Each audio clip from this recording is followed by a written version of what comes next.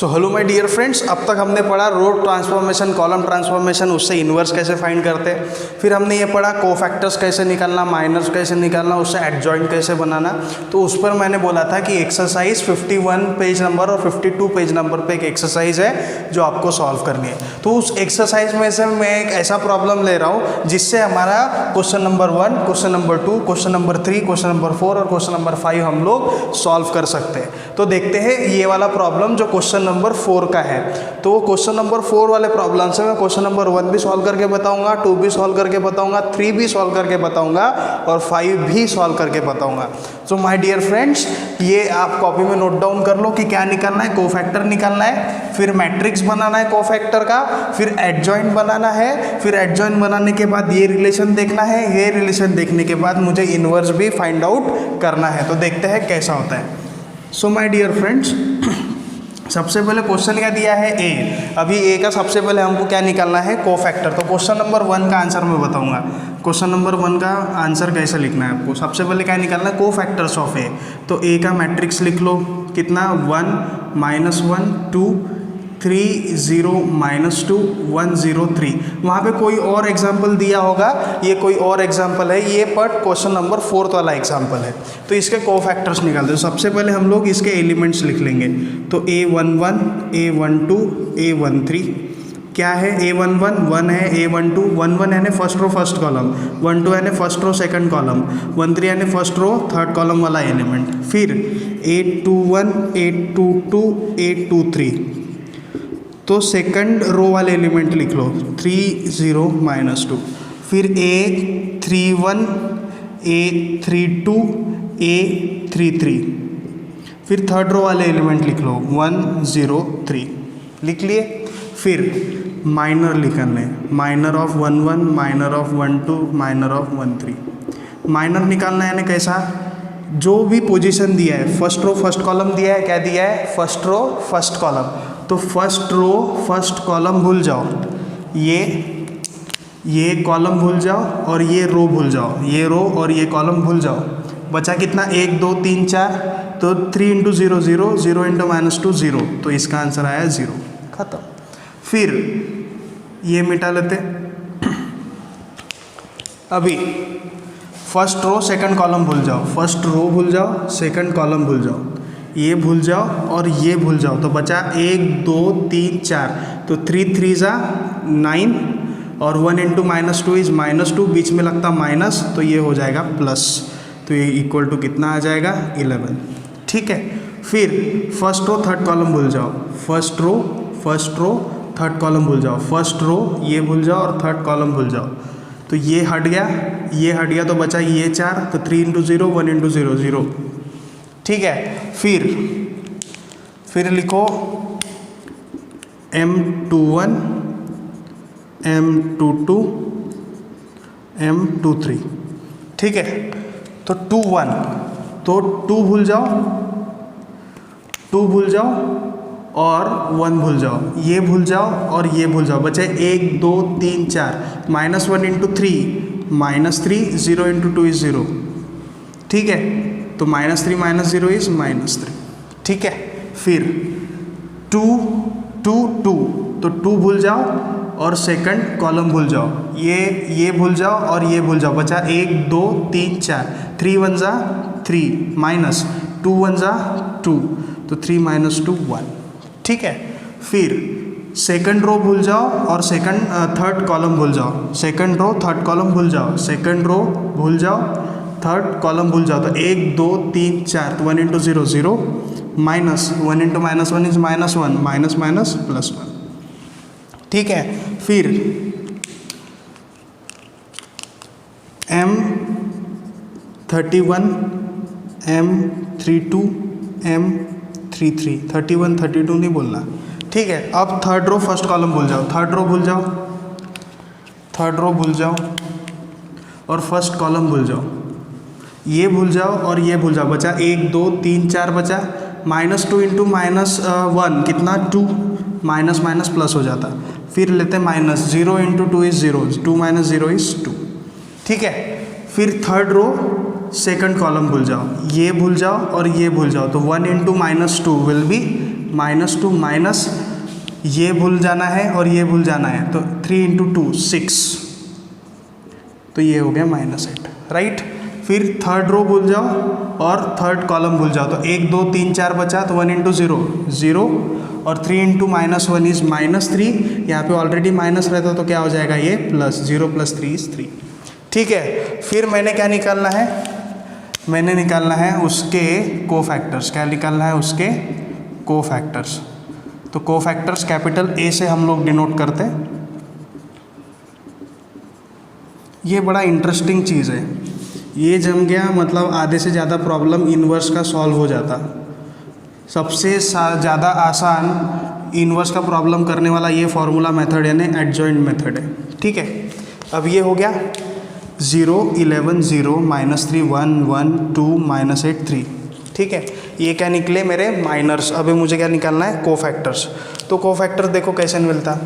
अभी जो ऑड वाली पोजीशन है, ऑड वाली 1 + 1 इवन है, ऑड वाली कौन सी है, ये वाली पोजीशन, ये और ये, मतलब 1 2 वाली क्या है, ऑड पोजीशन। ऑड पोजीशन में कितना है 11, तो इधर आएगा -11।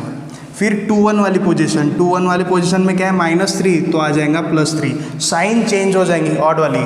फिर ये वाली पोजीशन है कौन सी 2 3 वाली पोजीशन में क्या है 1 है, तो इधर में क्या आ जाएगा -1।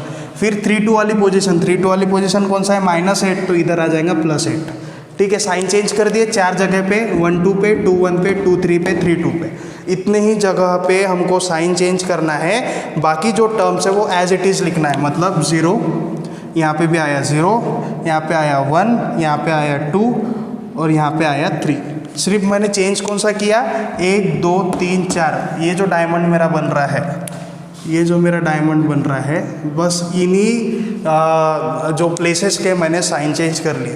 तो ये क्या मिल गए मेरे कोफैक्टर्स, ये क्या है हमारे कोफैक्टर्स। तो सबसे पहले मेरा फर्स्ट का आंसर मिल गया। क्या फाइंड करना है, कोफैक्टर्स, यानी ये टेबल आपको बनाना है फर्स्ट क्वेश्चन में। एक्सरसाइज के फर्स्ट के जो 2 क्वेश्चन हैं उसमें बस ये टेबल बनाना है। सेकंड में आपको बनाना है ये टेबल के बाद उसका मैट्रिक्स। तो मैट्रिक्स कैसे फाइंड आउट करेंगे, कोफैक्टर ऑफ ए कैसे रिप्रेजेंट करेंगे मैट्रिक्स में। ये जो पहले 3 टर्म है, ये जो पहले 3 टर्म है उसको रो में लिख लो, तो 0 -11 0। फिर दूसरे 3 टर्म रो में लिख लो, 3 1 -1। फिर तीसरे 3 टर्म लिख लो, 2 8 3। तो ये मैंने लिख लिए कोफैक्टर्स। तो ये मेरा सेकंड क्वेश्चन का आंसर है, यानी क्या बनाना था मेरे को, मैट्रिक्स ऑफ कोफैक्टर ऑफ ए, ठीक है। थर्ड क्वेश्चन में क्या बनाना है, एडजॉइंट ऑफ ए। क्या बनाना है, एडजॉइंट ऑफ ए। तो थर्ड क्वेश्चन का आंसर के लिए ये स्टेप करेंगे, फिर मैट्रिक्स बनाएंगे, फिर ये वाली स्टेप। तो ये वाली स्टेप क्या बोल रही, कोफैक्टर ऑफ ए का ट्रांसपोज। क्या निकालना है, उसका ट्रांसपोज। ट्रांसपोज निकालने के लिए फिर से मैट्रिक्स बनाओ। अब इधर में क्या है, रो है, ये वाली रो को कॉलम लिखो, मतलब ये वाली रो को मेरे को क्या लिखना है, कॉलम। इसको कॉलम में लिखो, तो 0 -11 0 लिख लिया। फिर ये रो को कॉलम लिखो, 3 1 -1 लिख लिया। फिर ये रो को कॉलम निकलो, तो 2 8 3। तो ये मिल गया my dear friends adjoint of A, यानी थर्ड का आंसर आप ऐसे निकाल सकते हैं, ठीक है। ये मैंने फोर्थ वाला क्वेश्चन लिया जिसमें से मैं आपको बताऊंगा कि फर्स्ट इस प्रकार सॉल्व करना है, सेकंड के लिए यहाँ तक करना है, थर्ड के लिए यहाँ तक आना है। अभी फोर्थ के लिए, फोर्थ में हमको क्या निकालना था, फोर्थ में हमने क्या निकालना था, a into adjoint of A equal to adjoint of A into A equal to mod of A into I. ऐसा आना चाहिए, ऐसा वो बोल रहा है फोर्थ में, ठीक है। तो यहाँ तक हमको समझ में को आ गया, तो मैं ये मिटा देता हूँ, बस वो वाला हमारे काम का है।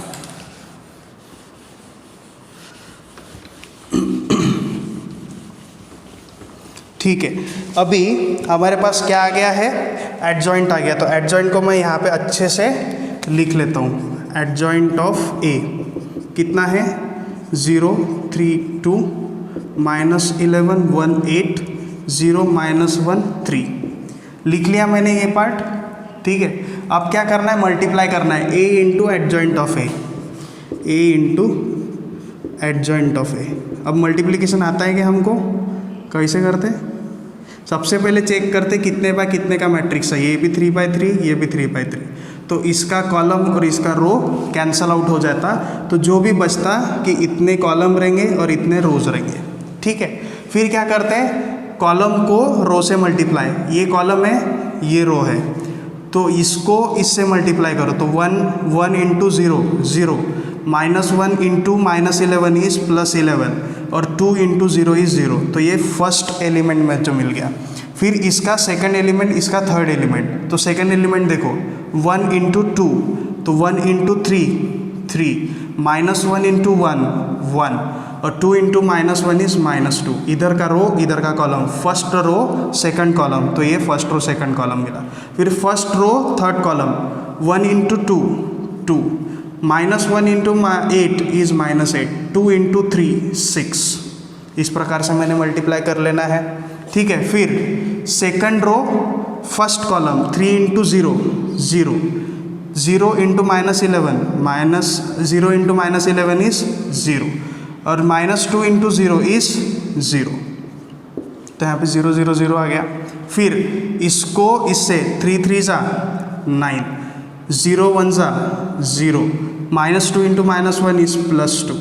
ठीक है, फिर second row third column 3 into 2 6, 0 into 8 0, -2 into 3 -6। ठीक है, फिर third row first column 1 into 0 0, 0 into -11 0, 0 into 3 0। फिर इसको इससे 1 इंटू 3 3, 0 इंटू 1 0, 3 इंटू -1 इज -3। फिर इसको इससे 1 इंटू 2 2, 0 इंटू 8 0, 3 इंटू 3 9। तो that's your multiplication.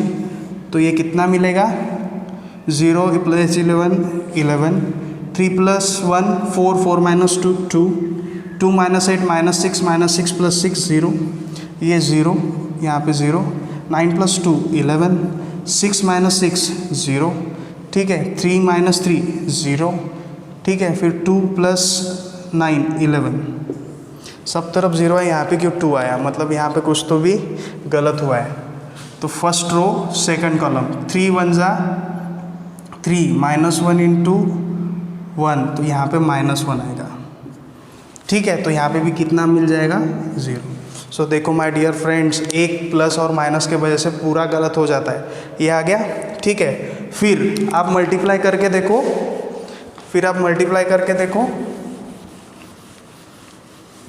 Adjoint of A into ए करके देखो।